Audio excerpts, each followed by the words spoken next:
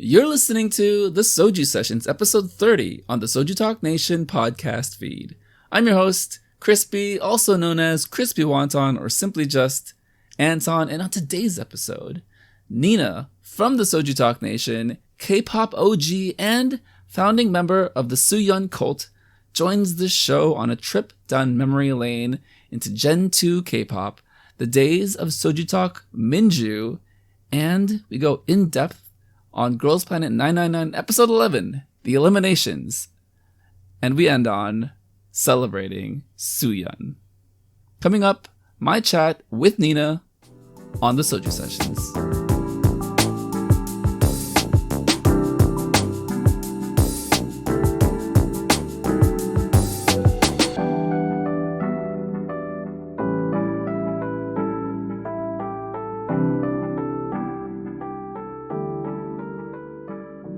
Joining Soju Sessions, a member from the SojuTalk Nation, a very lively member, part of the Herald's Homies. We're going to be called something else very shortly, so I don't really know, but we have Blue as our name tags, and also one of the active members of various cults, primarily in recent weeks, the Suyeon cult from Girls Planet 99. We have Nina joining the show. Welcome to the show, Nina.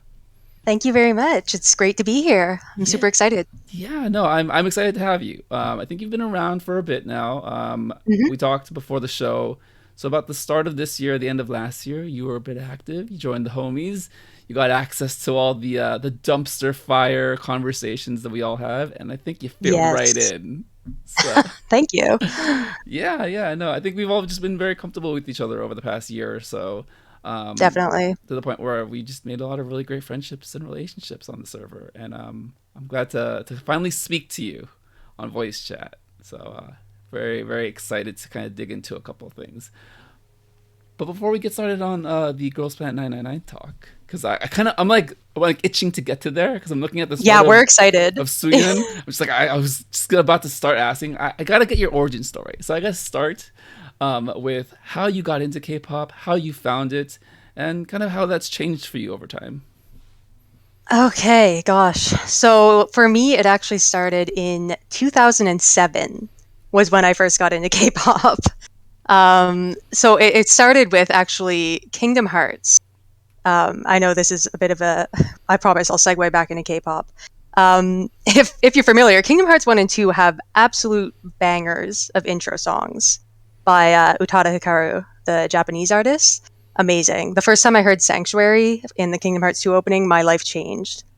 So, I'm a young kid. I get on LimeWire or whatever it was that we used to illegally download our music back in the day. And I downloaded Utada Hikaru's entire discography, and I started getting really into J-pop soloists in particular. I tried J-pop groups for a bit. None of them really caught my interest, but I was really into like Hamasaki Ayumi, Muronami, and Kodakumi was one of my favorites. So in 2007, Kodakumi released a song called Last Angel, and it was featuring Toho Shinki, who I had no idea who that was. I was like, who's this guy singing with Koda? And so I watched the music video. It's actually 5 guys.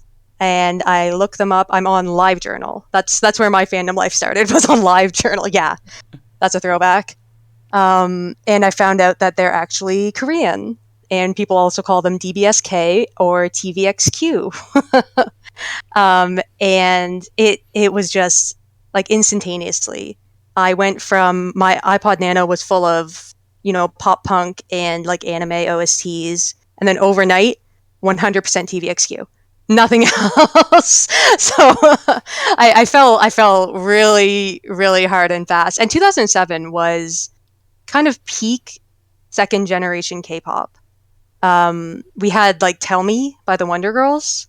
We had Lies by Big Bang. We had Son Yoshidae's debut, Kara's debut, Epic Highs remapping The Human Soul, which is still one of the greatest albums of all time, in my opinion. So it was just kind of, I was really young, and the moral of the story is don't give your child unfiltered access to the internet or they will end up a K-pop fan. I would not call that a cautionary tale. I would call that actually a very guided, strong, positive reflection of what the internet can do for people. So Yeah. Go on. Yeah, I mean, here I am, 14 years later. And I've definitely, it kind of ebbs and flows. I was a big SM fan, definitely, from TVXQ, Sonoshide, Shiny, and FX were like my ride or dies starting out. And yeah, I mean, it's been a wild ride for sure. I was thinking, a few weeks ago you had Mal on, and you guys were talking about Kpop Live, the textbook. Yeah. Talking about that's one of the biggest differences for me is just how accessible K-pop idols are now to their fans. And that's something I think about a lot because when I was a kid, getting into K-pop, there was an app called Clubbox. This was the only way that we could download Korean shows. You couldn't watch anything live. That wasn't an option back then for an international fan. You would have to download it in about 6 parts. It probably took you about a week to download, and then you would use an app called HJ Split to join it all together, and then you could finally watch your episode of Star Golden Bell or whatever it was. And yeah, these days it's crazy. We can watch V Lives, we can stream concerts live, even international fans with the video calls. It's and I don't know necessarily if it's a good thing or a bad thing. Sometimes I wonder if there's too blurry of a line. Sometimes, like, some fans think that they're a bit closer to the idols than they really are. So but it's just I was just thinking about that. Sorry, I'm going off on a tangent already. No, you're great. Just to summarize, you used LimeWire and Morpheus and gave your computer probably the worst viruses ever. I too have done absolutely. that. You are a LiveJournal aficionado, OG connoisseur. I too have done that. That's why I learned how to do basic coding. Thank you, Internet. Oh yeah. And then Clubhouse Live, is that correct? Yeah, and then you had to do something with the file and split it into many different things. I too have had to do that and jump through many hoops. So you and I are both in the same generation of trying so hard on the internet to make it work and to find entertainment from other parts of the world, especially representative of Asian culture. I think for me, I've spoken to this a bit in the past, but I didn't know why I hungered for that type of exposure and that type of messaging my entire life until I got a little bit older and more cognizant about culture and myself and what I wanted to be reflected in the entertainment sources, right? So, I think it's more of a positive reflection of the things that we want to see kind of in the world and the agency we have, the control over like how we maneuver the internet. And I think ultimately it's a net positive that right now the internet is far more open and accessible with how people can find entertainment, like you mentioned. But again, it does blur that line of the cognitive development side of, perhaps maybe there is a little bit more of a, how should I phrase this, like social learning that it gets lost in the mix, right? Because people do feel a little too close to idols at times. So, it's a gray area, but I think with all of that, it's a learning process for everyone and kind of how we, manage and maneuver the evolution of the internet. You said a lot of great things about Gen 2 K-pop and how it's changed and evolved over time. I got into it at the start of Girls' Generation, SojuTalk, so you did mention them. But you also mentioned the OGs with TVXQ, Big Bang. I think you mentioned Kara in there, Wonder Girls. All right, so a lot of those idols today are in their late 20s, 30s, mid 30s. I think Dara is always my touch point. It's like, okay, I know Dara is like closer to 40 than she is 30, so I'm not that old. Am I? Question mark.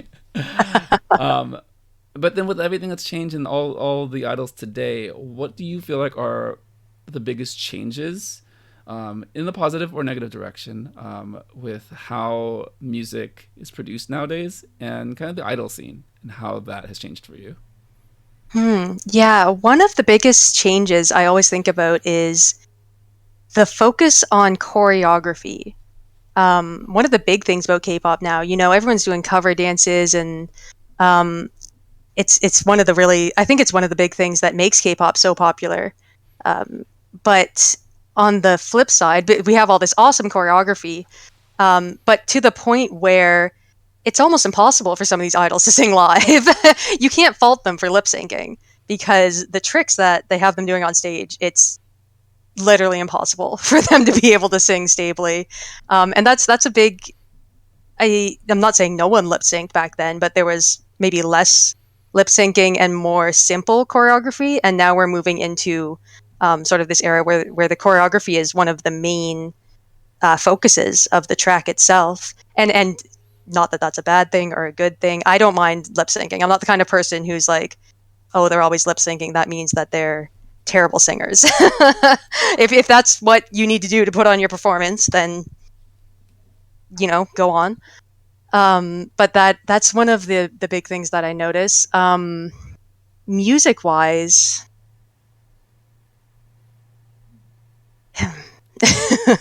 there's so much to cover. Yeah, no worries. Well, I think it was interesting that you said that the choreography has changed so much over the past, I would say even like 3 to 4 years, because it has become a lot of stunt work, right? It's become a lot of gymnastics. It's been a lot of like almost like a hyper athletic version of what it used to be as far as dancing. Not to say that dancing was not this athletic endeavor, but I think it's to the point where they're specifically trained in a number of dance styles, whether that's ballet, hip hop dance, and then even incorporating a lot of gymnastics, that it makes it almost not impossible, but it makes it very difficult to sing live, like you mentioned. But it also kind of like brings me to like what you said earlier about you being an SM stan and like being an SM being known for being a vocal prominent like company, like putting out idols who sing very well, or at least a high emphasis on that training. What was it about SM's vocal style that really appealed to you? Yeah, you're definitely right that SM has always, even looking at aespa now, there's some vocals on those girls, so that's carried on.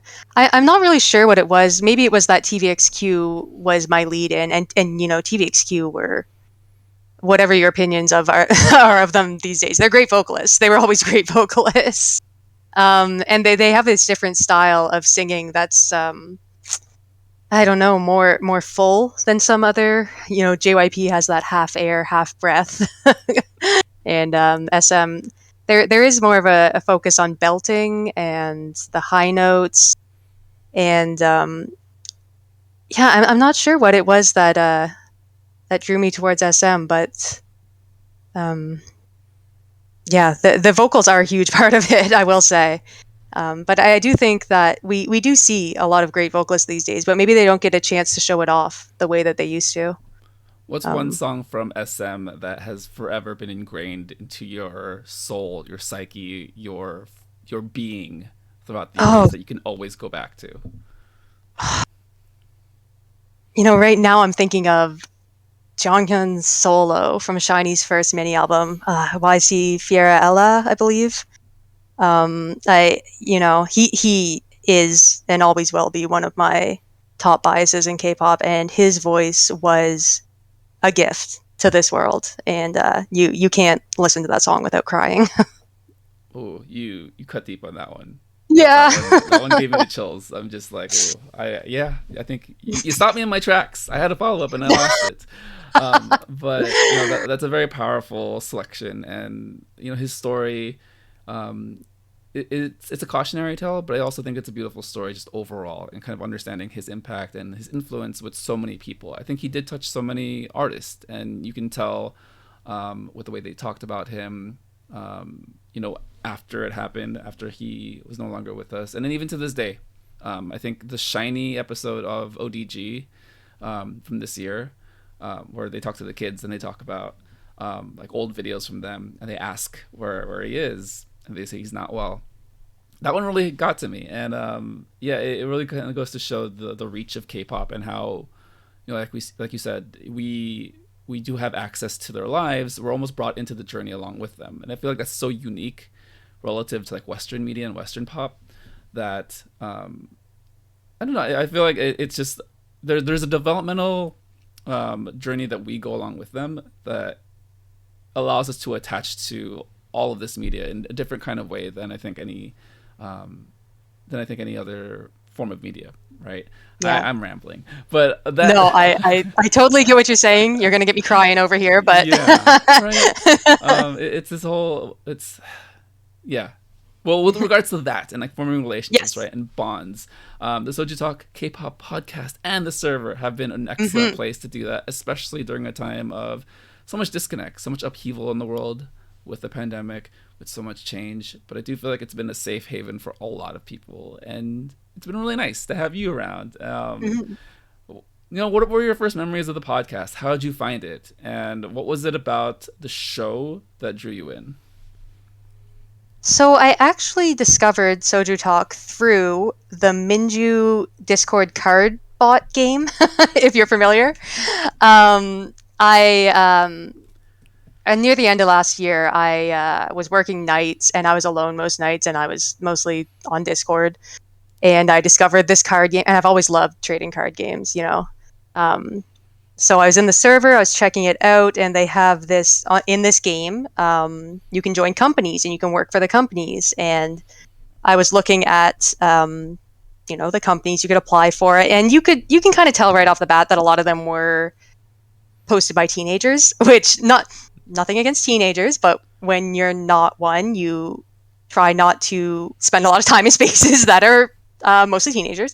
And Doug, who is to this day the CEO of SojuTalk Entertainment in the Minju card bot game, he had posted an ad for a server, and it seemed really chill. And I sent him a message. I said, "Hey, I'm brand new. Can I join your company?" And he was like, "Yeah, come on in." I didn't even know that it was a podcast at the time, but I quickly found out, and I've checked out a couple of K-pop podcasts in the past. And never really stuck with them. But when I started listening to Soju Talk, on my night shifts, it just had a different feel to it. It feels a bit more authentic, maybe, where it's just a couple of friends chatting, and so I was really enjoying listening to the podcast. Soju Talk Entertainment was closing down. Doug sort of stopped playing the game, and we were the top company in this card bot game. We were killing it, but it got to be a lot of work for Doug, so he decided to shut down the company. I was heartbroken. I wasn't in the main Discord at this point. I was only in the one for the company in the game, and as he was about to shut it down, he actually sent me a message and said, "We're not shutting down. We're just downsizing. Would you like to come join us on the main SojuTalk Discord?" And I hadn't joined because I actually have quite bad social anxiety. So it doesn't show 100%. You are so socially competent. It's insane how competent you are. Oh gosh, thank you. So I've joined, a couple servers in the past in different K-pop communities, and I've never really. I spend a lot of my time lurking and just on the outskirts, looking in and that sort of thing. So I thought to myself, well, I'll join this. I'll probably just hang out in the Minju channel and maybe I'll lurk a bit. But as I was listening to the pod more, and I started, dropping my opinion every once in a while, and it felt really different. When you first join the server, you can tell right away this is a close-knit group of people. There's a lot of people who have known each other for a long time. There's a lot of people that are really good friends, which can be intimidating at first. And I thought, oh well, I don't stand a chance here. But I started chatting more, and the vibes are just good. People were listening to me and responding to me. When there's disagreements, they're handled, they don't devolve into fighting. They usually are handled maturely, and it's just, I don't know, I couldn't believe it. I started talking to people, I realized I was making connections, people remembered me, and that's one of the first times that's happened to me in an online community. So it's been really special, and I'm still working I'm not working nights anymore, but I'm working an incredibly boring job. And the server's just kind of been my savior throughout the day. When I'm bored and losing my mind, I always have someone to chat with, and it's just it's a special place for sure. It's a comforting home base. right? Yeah. Yeah. Yeah. I did not know that you found us through Minju. Amazing. Doug has said many stories about Minju on voice chats and just hanging out with him. Like it's been wild. I totally forgot how insane it was at a certain period last year. Um, and I'm glad that he reached out to you and you were one of the more reasonable people that migrated over into this Yeah, let's space. just say that. Let's just say that. Because yeah, it's a mixed bag. I will say that. I've seen some of the chats. I've seen some of the other places where Minju was played. Very interesting. I did not know how to navigate certain things, and I was yelled at for just being there. I was like, I'm gonna leave now. Goodbye. I was very lucky to accidentally stumble into SojuTalk Entertainment. Yeah, no, that's amazing, and I'm glad that you were able to kind of like grow that love of collectible card games into this family and this like friendship that you've had with other people. Quick aside, did you play Magic the Gathering or Pokemon growing up? I played Pokemon, yes. Okay. Yeah, and my brother played Magic, so. Got it. Okay, checks out. In a weird way, NFTs kind of fit that on the internet. Yeah, I see that. I'm always like trying to make that connection, but I just don't have the funds to do that. So I'm just gonna like, just in case I get addicted to that, I'm gonna not participate in spending lots of money on digital things that may or may not have value a year from now. Mm-hmm. With all that said, I thought it was really nice that you came along to Soju Talk. You are far more well adjusted than you give yourself credit to. So I will just like say that off the bat. You do an excellent job of communicating and having a baseline level of clownery and fun, while also being part of kind of that elevated sense of like maturity. Even though there is a mixed age group here, I do think people are generally more mature than they appear to be, I guess, but also understandable with the jokes and the things that we do say here on the server. Man, yeah, you just kind of took us down a tour down memory lane, and it was kind of nice. Was there any moment from the main show that you remember over the past year or so that really stood out to you? Because I know you said it was very authentic. It was like friends hanging out. I made this comparison. I feel like I say this every week, but it does feel like college, or you go to school, you go to a new school, and there's all these different clubs, and you don't know where you belong, and you're kind of afraid to talk to people because that social pressure of trying to fit in, and all of a sudden people open up and they're just normal people. Did you get any of that sense here on the server?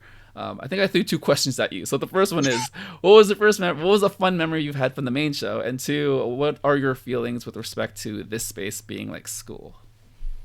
Yeah, I don't know if I have one particular memory that really brought me in, but I will say it's nice. The three members of the crew, especially, they all bring something different, to the pod. We have Doug, who's moderating. He brings the research. He leads the conversation along. We got Warren, who's always bringing the memes, but he also brings that experience with music production, which I really love hearing that aspect of it. And, his opinions on different... I would love to find out what his secret chart is that we're not allowed to find out about, his secret ranking for each song. I understand why he doesn't want to tell us, though. And then Anita is, kind of our gentle soul who...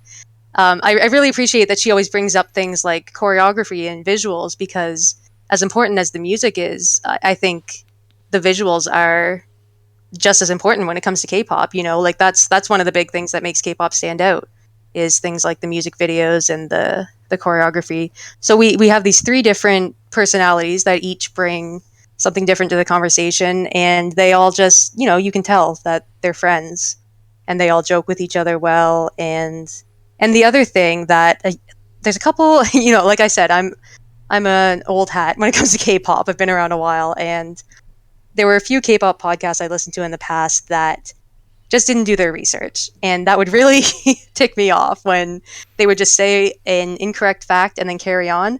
And one thing I appreciate about the SojuTalk crew is that if they're not sure about something, they'll double check it. And I think the first time I noticed that, it's like Warren might have said something. He said, "I'm not sure on that. Let me check." And then he came back a few moments later and said, "Actually, I was wrong. This is the case." And I was like, "Oh, I really appreciate that." So yeah, I don't know if there was one, but I just caught myself kind of binging, and you start feeling like you're just hanging out with them. And then you come to the server and you hang out with them. Yeah, there's a level of self-awareness to how they talk about things and understanding like the world is always changing, moving. We can't know everything, but we can try. And I think they do an excellent job of at least being organized in that sense, and then having fun with things that they don't know, which they look up in the moment, which is also kind of great. And they're willing to joke about it, and it's just the vibes. Like I said, totally. The vibes are right. It brings you in, right? It doesn't feel like it's too structured, even though there is a lot of structure to the show. You mentioned Warren's secret metrics. I too would like to learn about that. He's alluded to that several times. I still have no clue what he means by it, but one day. Please, Warren, just a little leak. just a and then you also mentioned Anita and kind of her emphasis on the visual component of K-pop, the fashion, choreography, and this kind of does tie it into the book, the textbook K-pop Live that you mentioned earlier, that I've brought up a couple times on this show. Have you gotten a chance to read any portion of it, or at least heard the, I guess she's a UCLA professor, talk about the book?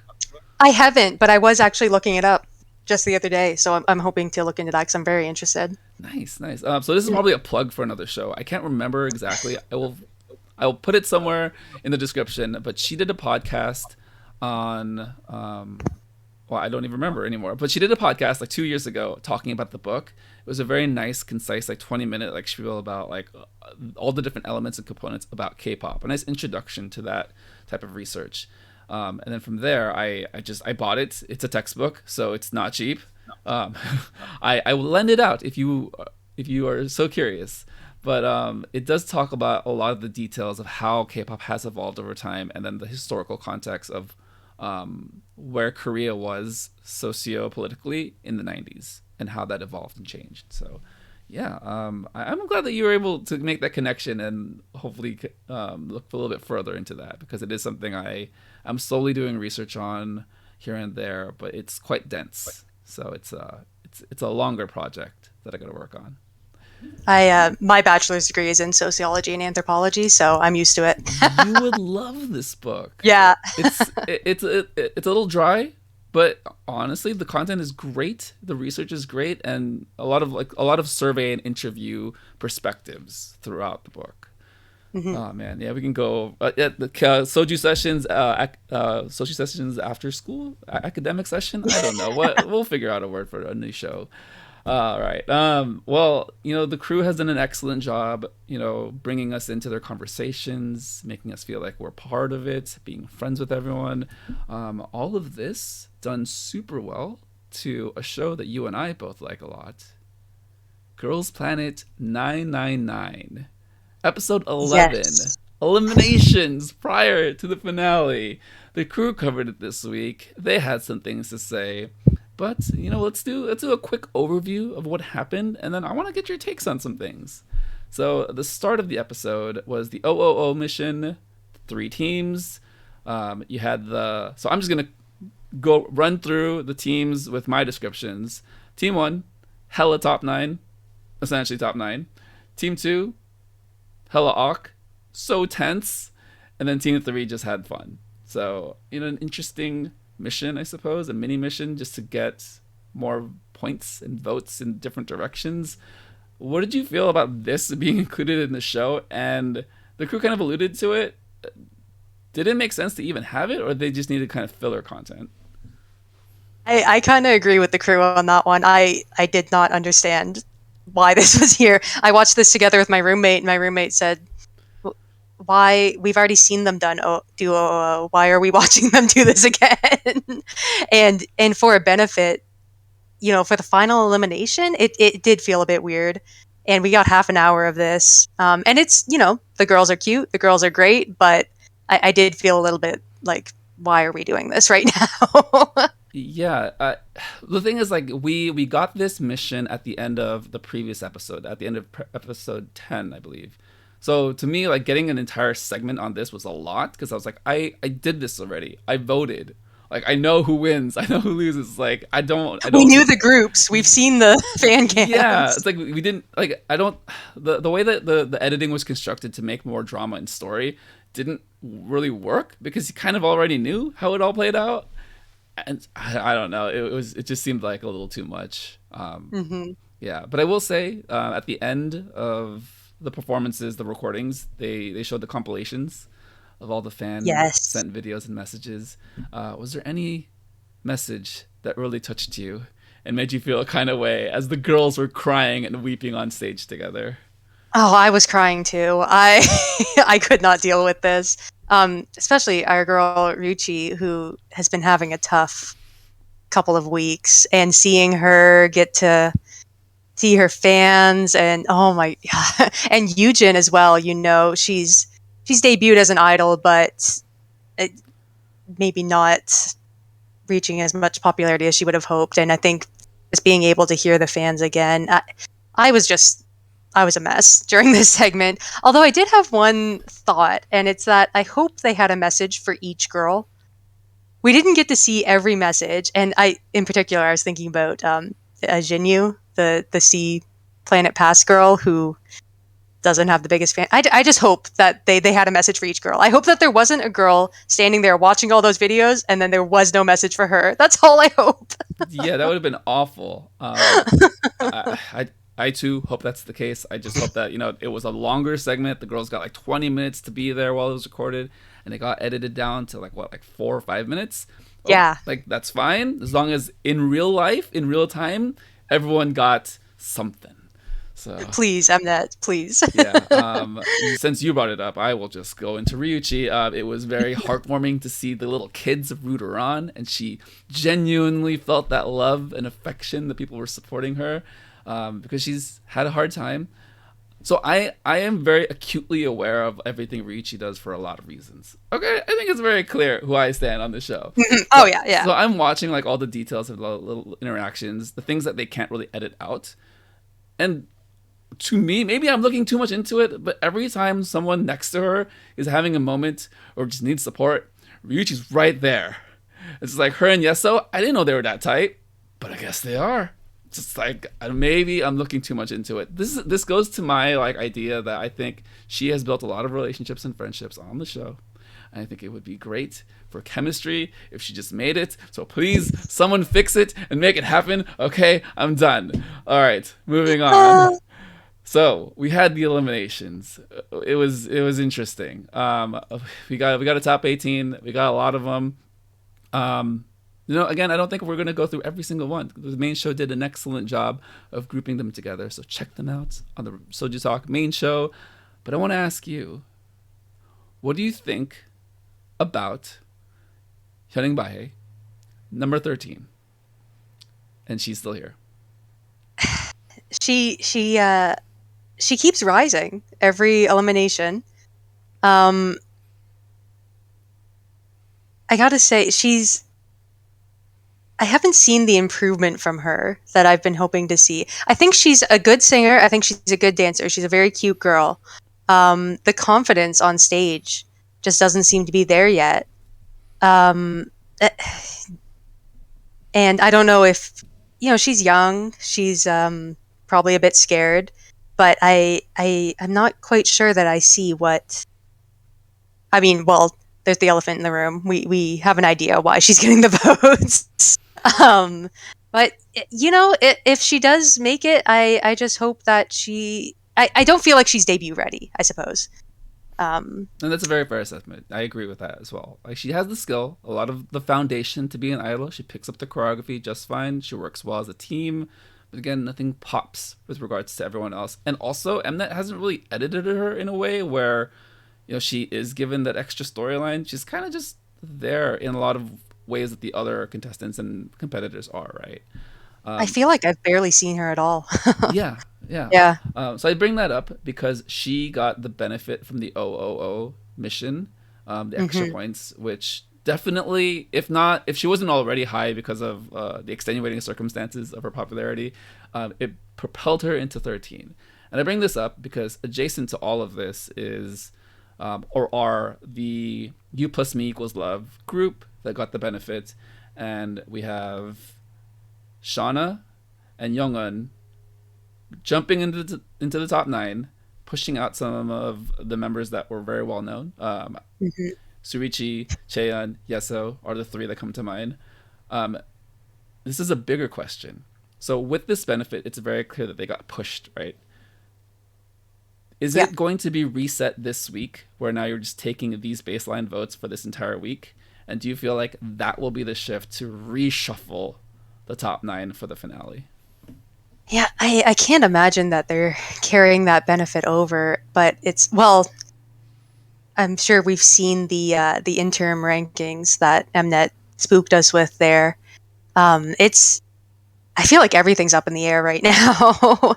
And, that I don't think that interim ranking is going to be what we see in the final episode at all. And I also don't think it's going to look like this ranking from last episode. I don't know what to expect, honestly. I'm scared. I'm confused. So I tried to go on Reddit, the past few days to try to figure out what that interim ranking actually represented. A lot of theories from the comment section, nothing linked, nothing like calculating. All I can say is if this was Mnet's way for engagement to maintain throughout this entire week, they've done it. I don't know how to interpret that information. I don't know how to interpret like the rankings. That may be the case in the moment. That may be the case like a week ago, and they just showed it to us. All I know is I think if the goal was to get people to buy coins or whatever they needed to do on the Universe app, people absolutely did that this week. And then, go ahead. Sorry, speaking of the benefit as well, we have Youngeun who got double benefit. Yeah. You plus me equals love, and then also from the OO mission. And this stupid trick that they did, where they suddenly are giving us nominees for 10th and 9th place. This is not something that they ever do. And they bring up one girl who has been in the top 9 all along, and one girl who hasn't been in the top 9 yet. So what do you think they're going to do? Obviously, they're not going to do this and then be like, oh, well, it's Ryuchi. And you can tell right away. They want to do the shocker. They want to show us that Ryuchi has fallen out of the top 9, Youngeun is in. But is Youngeun only in because of that benefit? Because of that double benefit? And then also, can you guys leave Ryuchi alone? How much more do you guys have to torture this girl? Bring her up and making a big spectacle about, oh, look, she fell out of the top 9. It's like, she's tired. Give her a break. I hated that. That was my least favorite part. Yeah, it was very telegraphed. Yes. Like, you kind of knew. They showed You Plus Me Equals Love got so much love, like, sorry the pun, got so much support, got so much, like, airtime over the past week, and then all of a sudden, Youngeun wins this, so it's like, okay, double benefit. What did you think was going to happen? Trying to not make this a Ryuchi episode, but I think the edits definitely showed moments where she's just looking stoic, but as a reaction to something, it's like, I don't think that was actually the case. And a lot of my feelings about it is that she just feels resigned to that moment, that elimination day. Like she was just tired and done. Because later on, throughout this week, all the content we got, everyone looks just fine. Everyone's just trudging along, getting to the finale. I swear we're not going to talk about Ryuchi this entire time. I brought her up this time. well, I appreciate that you know your crowd. You're the person you're talking to. All right. But they did do something kind of interesting with number 17. I feel like they did telegraph that a bit as well. So they brought up Chen Shinwei. I always mispronounce her name. Mm-hmm. And someone who has a cult on the server, Kim Suyeon, and they just let it happen. She just gets it. A very extra reaction, falling to the ground, smiling hysterically, but then also looking up and then seeing that her friend's like sad and figuring things out. My question to you is, was that adorable or was that psychotic, and why did you love it? It was both adorable and psychotic. I felt awful. You could tell Suyeon went through, this moment of, oh my god, I made it. And then we cut to Shinwei, who can't even speak.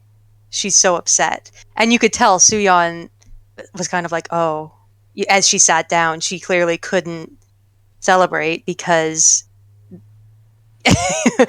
that was another moment where I was crying. Poor Shinwei when they asked her to speak and she just couldn't. And it it feels a bit bad because it almost takes away from Suyeon's moment. Not to say I want everything to be about Suyeon all the time. But you know, she can't really, the way they bring up two and then they kind of snatch one girl's dream away. How can you celebrate in that moment? Yeah, that was heartbreaking. Yeah. I thought it's very manipulative. It's intentionally manipulative. I know it's the case. I understand this is a reality show, but man, like, these girls are going through something. They need counseling after this. I will say, props to Mnet for at least putting at the very end kind of the post elimination hangout, if you will, that she was able to speak. That Chinwei, got the microphone, thanked everyone, and was really reflective in that moment of the journey that they were all on together, and it humanized them, right? It humanized the fact that, yes, it's a competition, but they're saying goodbye to people that they've been with for, like 4 months, 5 months, I would say. Like May, I think, is when things started popping up about the show. So yeah, geez. Well, now I gotta ask. So we're at the moment. So we have Suyeon. We have a cult on the server. Your username for quite some time has been changed to Team Suyeon. We've got a Biff Miller. We've got a Cash is also a Cash. Yep. We've got a Zondi. We've got We've just recently brought Mini Max into our cult to convince him to vote. Very so nice. We're still recruiting. I think if anyone would like to join. We have Dell a little bit. I think Dell and I are kind of on the fringes. I think we have our stands, but we're there. We understand. We appreciate. So my question to you is, when did this begin, and what appealed to you most? Was it when she wiped the lipstick all over her face? Was it when she couldn't figure out how she got into a group with Hikaru and still they couldn't be the best dancing team? Or was it simply just when she got kicked out of a group and then still killed it in U plus Me equals love? So it was actually even earlier than that. And my initial reason for starting the Suyeon cult, it kind of stemmed from maybe a shallow reason, and it's that I saw her in the very first like K-Team 000 performance before the show even aired, and I thought to myself, she kind of looks like Jung Eun-woo from Pristine, who was my pick in season 1 of Produce 101, and also one of my all-time top biases. I'm the only member of the SojuTalk server keeping the Hinapia role alive currently. Eun-woo is my everything. So I saw this girl, and she doesn't, looking at her now, maybe in the eyes a bit, but when I first saw her, I thought, she looks kind of like Eun-woo. So I started looking her up before the show even aired. Didn't know anything about her. Found out she's Mystic Story. She has beautiful pre-debut pictures. And so going into the show, I'm like, I want to look for this Suyeon girl. I want to, please let her be good. Because I've already bonded with her just from love at first sight. and she was in her first performance, Pop Stars. She had the orange camo pants, and one of my biggest things with idols, even before amazing vocals or amazing dance, is stage presence, and I think she has it. From that first performance, I really just felt like she was confident. She owned the stage.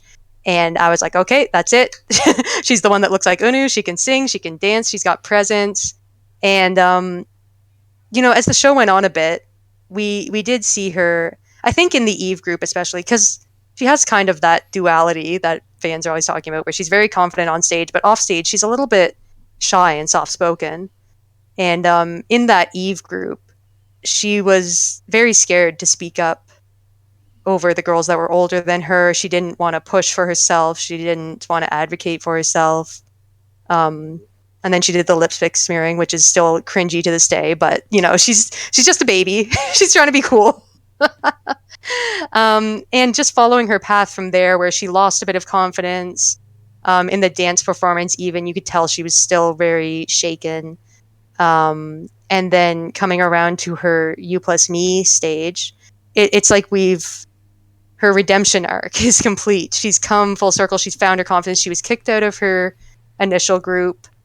She was really upset about that, but then she finally got chosen for her killing part, and that was just such a sweet moment for me, seeing her after she tried for every part in Snake and just got voted out every time. And she came over to the U plus Me team and they picked her for the killing part. And I really felt for her in that moment. Like, you've been kind of pushed away and then finally someone recognizes you. And, she's still so young too. She was actually in A Team, the company who are debuting Bugaboo this week. That's Ryan Junn's new group. Oh. So she was in that. Yeah, she was in that company for quite some time, and she left because that debut was pushed back so much. And now here we are, and they're finally debuting. But she's switched to Mystic Story, who are also debuting their girl group next month. So it's sort of like, if she doesn't make, which for the last 2 eliminations, I've been a doomer, and I've said Suyeon's not going to make it. There's no chance. You know what? I'm just going to accept it. She's getting eliminated this episode, and then she got Planet Pass, and then she made it through at 17. So I'm trying to keep that energy and say she's not going to make it in the group. That's my... If I keep saying that, yeah. So she's not making it into the group. But if that's the case, it's almost like she's missed her chance at debut 3 times, and that's... She's still very young, so I'm sure we'll hear from her in the future. But I can't help rooting for her. Everything I hear, everything I learn about her, I want to root for her. There's something about her. Reverse manifesting. That is what Yes. you have been doing, and That's what I'm doing. To great success. She's at the finale. You are the sole reason why she is here. You should take a bow. You should be proud. You've done this. Suyeon cult. So you said a lot of great things about Suyeon's time on the show and the fact that you got into her prior to the show even starting.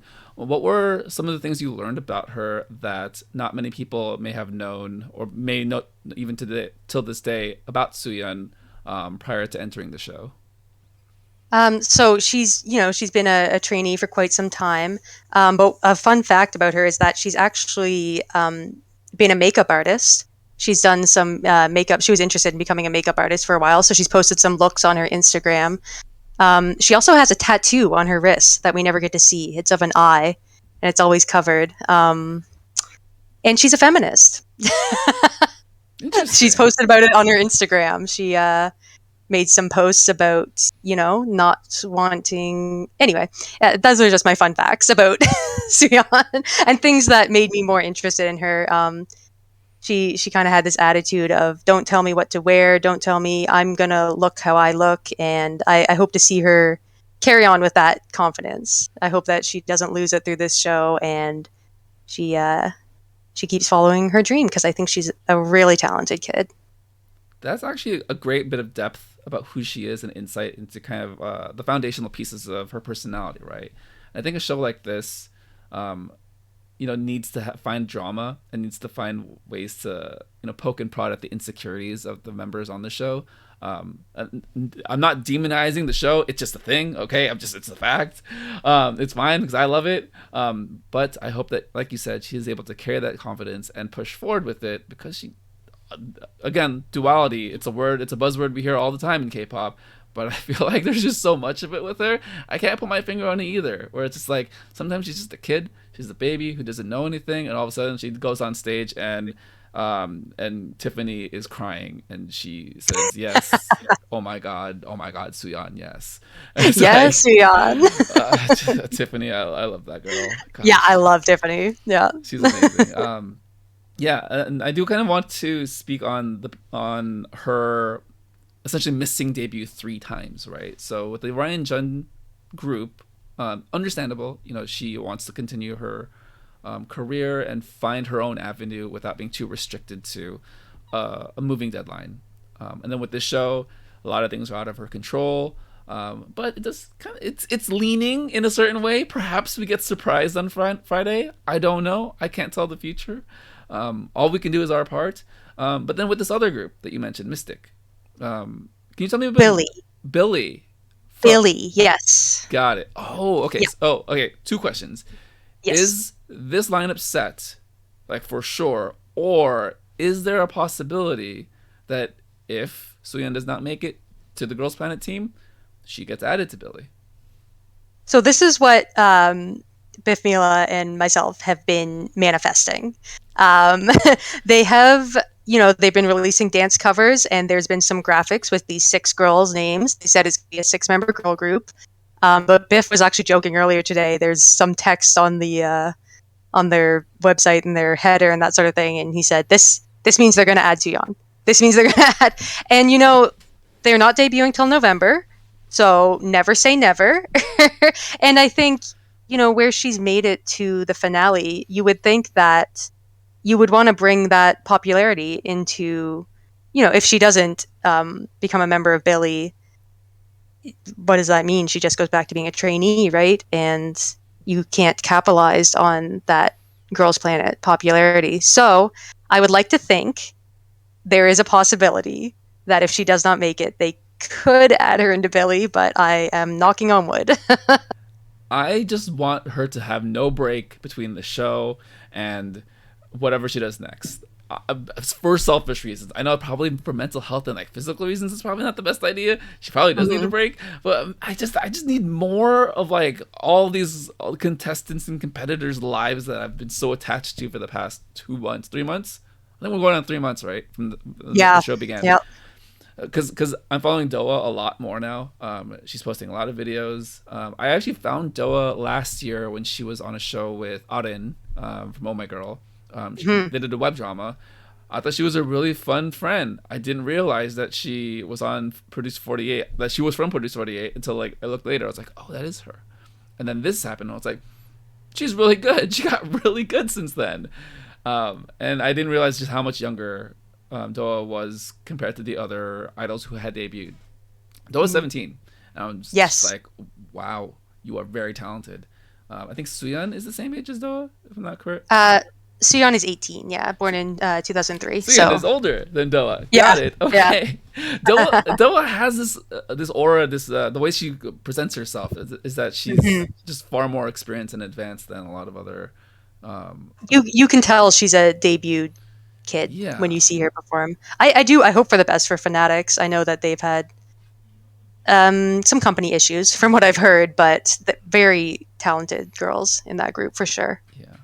Well, to kind of wrap up Suyeon, we've, hoped and dreamed. You've reverse manifested her into the finale, and now we're getting to it. Doug had posted earlier this week that we are doing a finale predictions game on the server with points distributed for the members that you guessed correct, and then the members you guessed correct in their rankings. All right. Yes. Nina, I'm going to have you go first. What was your submission for the top 9? So my submission was made before we got that interim out of left field hit. But I'm still feeling I am feeling that we're going to end up with a majority Korean. Hopefully not to the extent that we saw there. So I did have Shouting in first, and I do think she is going to make it into this group. I have a strong feeling. I know that they showed us she was lower there, but you have to remember the live votes and everything can change anything. So I'm still confident. I think Shouting has a place in this group. And then I have Daeon, Mashiro, and Yeso. I strongly believe Yeso is also going to be in this group, and I hope that she will be. I think she's just a great performer, and I know she was a bit lower in last episode, but yeah, I think that she has the one pick power, so I think she'll pull through. And then I have Hikaru, Yujin, Yaning, which may be wishful thinking, Soyoung-eun, and Chaehyun to round out my top 9. Nice. There's a couple, I'm like I said, Yaning, I think she also has strong one pick power. Maybe not as popular with Korea, but I think that she has a lot of dedicated fans, and I also just think she's really talented, so I'd love to see her debut. I think what's interesting about a lot of the selections that I noticed, so we can see the spreadsheet, so I'm just going to be very transparent with everyone, is that, well, just in general, the top 18, I would say there's 3 or 4 who could be main vocalist, and I think out of the 3 or 4, only one of them will make it. Yes. So I consider Youngun, Cheon, Bora, and Youngwon Chea. Shauna? Shauna. Yes, those are the four that I believe who can be main vocalist. I only feel like one of them is going to make it, unfortunately. And that kind of right. I agree. Yeah. Because I feel like the votes are split in a lot of ways. The crew made a great point about one pick power, and like safe picks when you had to like distribute like 3 votes for the entire show, in different countries. So yeah, I think it's kind of all up in the air right now. Let me go over mine real quick, and then we'll. I have a couple questions for you. So mine, I have Dayan, Xiaoting, Mashiro, Hikaru, Yujin, Yurina, Cheon, Ruchi, Yeso. I made my selections after I saw the interims. Mm-hmm. It didn't change very much, my opinions of like how things were going to shake out. The only because like I do feel like Yeso and Cheon will likely make it. So we have 4 Korean members. I feel like the J Trinity is just very strong. It really doesn't. I mean, it could it could be crazy on Friday, right? But I just feel like they all 3 of those have been very steady throughout the entirety of the show for different reasons. Richi, I'm just gonna ride that until the end. I know she could do this. I believe, manifesting. And the reason why I have Yeso in the 9th spot, she would make the greatest drama like edit for that moment, where it's just like you have Yeso and you have who could be in that grouping. You have Yeso, you have Bahi, you have Shauna, right? Like those 3 are on stage like for the last spot, and it's just yeah. I'm in my head I'm like producing the show as I'm like making my list. Yeah. So no. All right. So let me ask you, like, what was the intention of putting out that interim list in your opinion, and how did it affect? I guess like from in your opinion, how did it affect like other people's like reactions to voting and wanting to vote throughout this week? I definitely think, like you said earlier, it's Mnet wants to draw in more attention and more interaction and more people downloading Universe. And I think they were definitely effective in that way. A lot of people have been saying they don't want the final lineup to be all the Korean girls. I've seen some people say that, which I kind of get. I kind of, with all 9 of the Korean girls making it through the last elimination, it's clear that, I think it's been clear from the beginning that Mnet has a bit of a bias towards the Korean girls.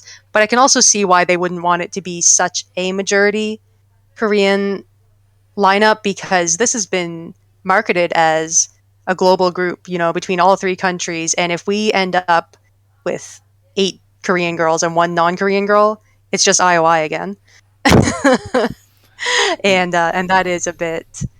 So yeah, I think they're trying to, and people are writing articles about it, right?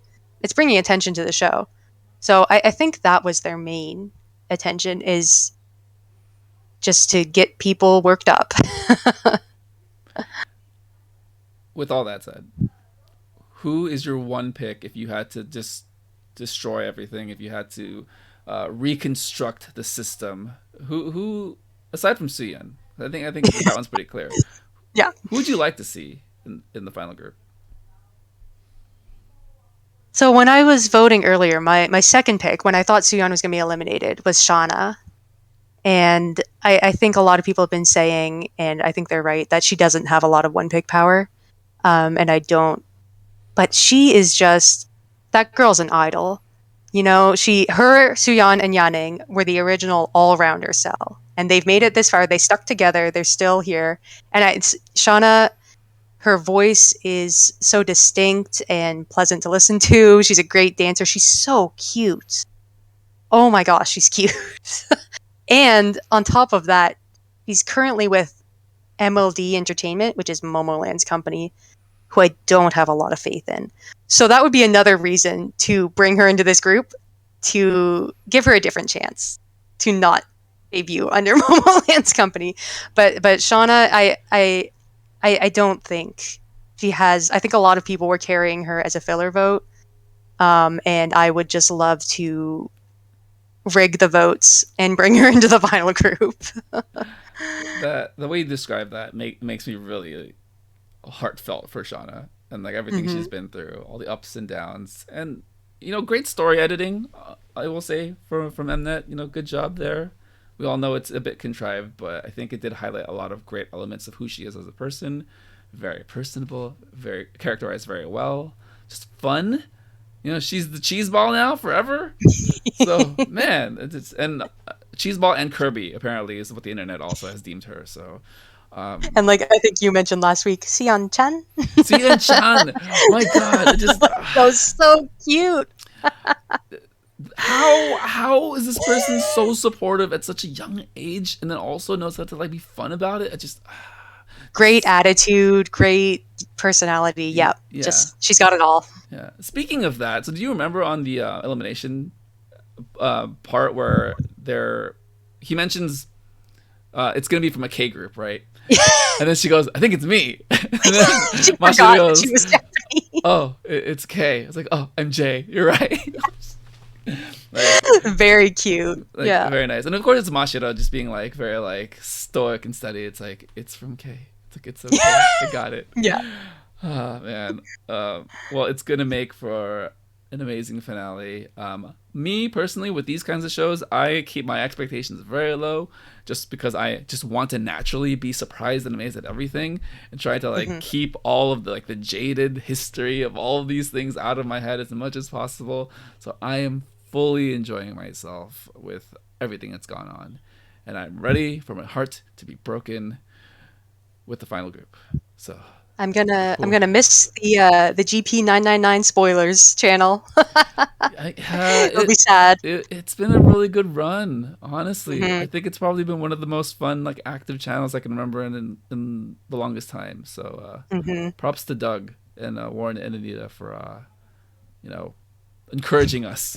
Yes. These conversations, I think, is the best way to put it. All right, let's wrap up our GP999 talk there. Looking forward to Friday.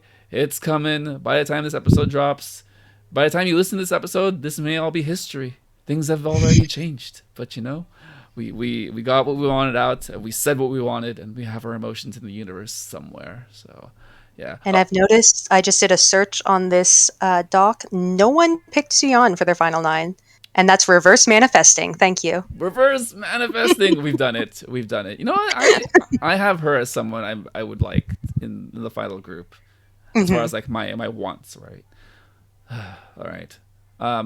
Nina, this has been an excellent conversation. With a lot of new people I have on the show, I like to get their closing thoughts on the world and just how they've experienced things over this very different period in world history, with the pandemic, being so separated, being isolated, with just the changing presence of being online. 2 questions. How have you adjusted over the year, and what are you looking forward to? What do you hope for moving forward?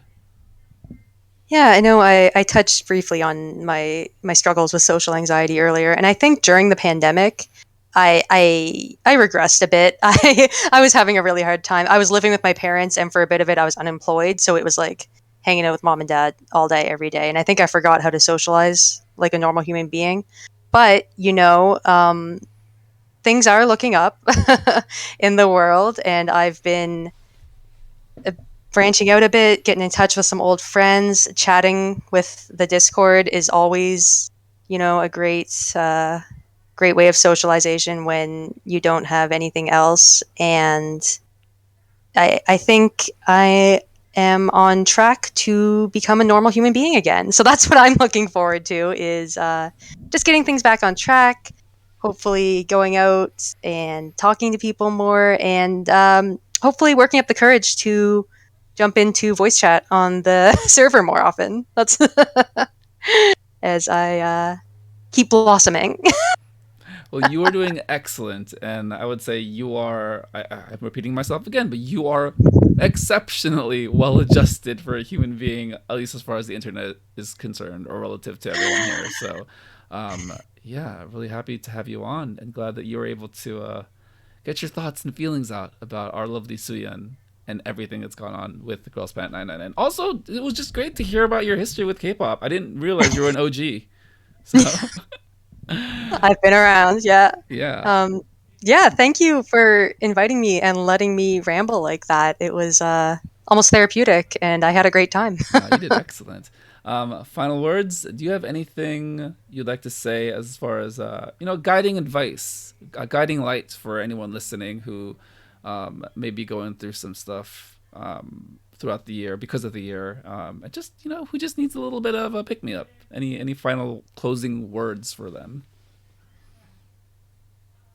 I think it's been a tough time, but especially to our members on the Discord, you know that we're always here for a chat whenever you need to vent or you need to forget about something. And, the world is healing, I believe, and I hope. And I think things will get better. And 17's mini album, Attica, is out on Friday. So please stream and check out the music video. Excellent music recommendation. Love to see it. Love to hear it. All right, Nina, let's sign out. You've been amazing. You've been an excellent guest. I really appreciate everything you've had to say. Suyeon cult, I will join. Sign me up. Here I am. Thank you. All right. Thank you, everyone, for listening to the Soju Sessions on the SojuTalk Nation podcast feed. Subscribe on YouTube, follow on Spotify or your preferred podcast platform, and continue the conversation on the SojuTalk K-pop podcast Discord. For Nina, this is Crispy, and this has been the Soju Sessions.